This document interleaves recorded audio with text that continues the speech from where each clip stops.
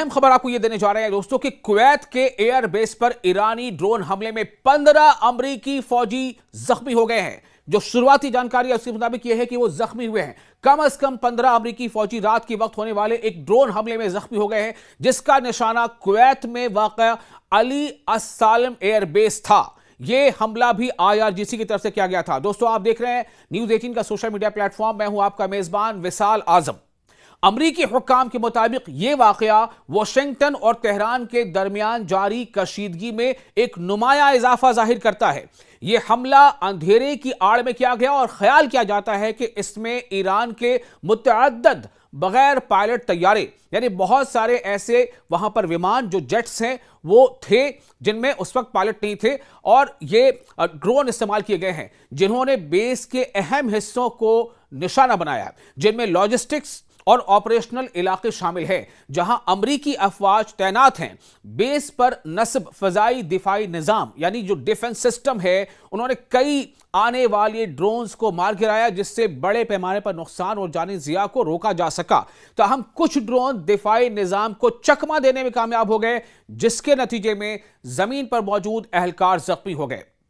ये अमरीकी हुक्काम के जराये से आपको खबर दे रहे हैं, यानी कि ड्रोन्स कई हमले के लिए वहां पर ड्रोन हमले के लिए दागे गए थे। कुछ ड्रोन्स को मार गिराया गया या यूं कह लें इंटरसेप्ट कर लिया गया हवा में ही, लेकिन कई ड्रोन ऐसे थे जो अपने टारगेट तक पहुंच गए और उसने नुकसान पहुंचाया।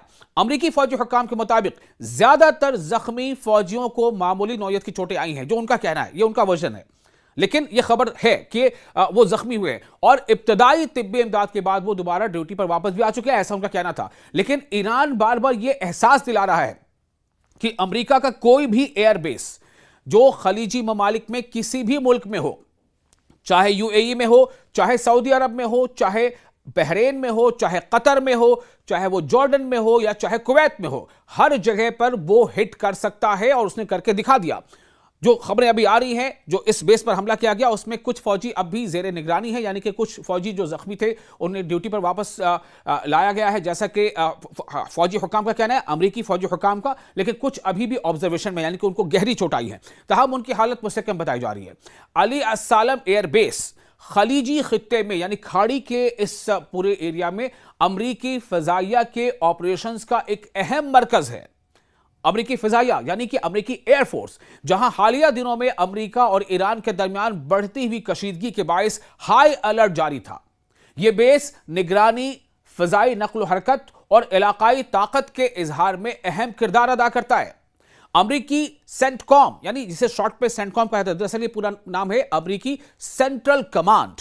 तो अमरीकी सेंट्रल कमांड के एक स्पोक्स पर्सन ने इस बात की पुष्टि की है, इस बात की तस्दीक की है कि 6 अप्रैल तक ईरान के साथ जारी तनाज़े से मुतालिक मुख्तलिफ वाक़यात में कुल मिलाकर 373 अमरीकी फौजी जख्मी हो चुके हैं। जी, ये खुद सेंटकॉम के स्पोक्स पर्सन कह रहे हैं कि कुल मिलाकर 373 अमरीकी फौजी जख्मी हो चुके हैं। अब आप सोचें, अगर वो हकीकत बयानी कर रहे हैं तो फिर आंकड़ा क्या है 373, या अगर इसके अलावा भी कुछ जानकारी है जो सेंटकॉम शायद किसी मसले से सामने नहीं ले रहा है, तो आप अंदाजा कर सकते हैं कि इसकी तादाद कितनी हो सकती है।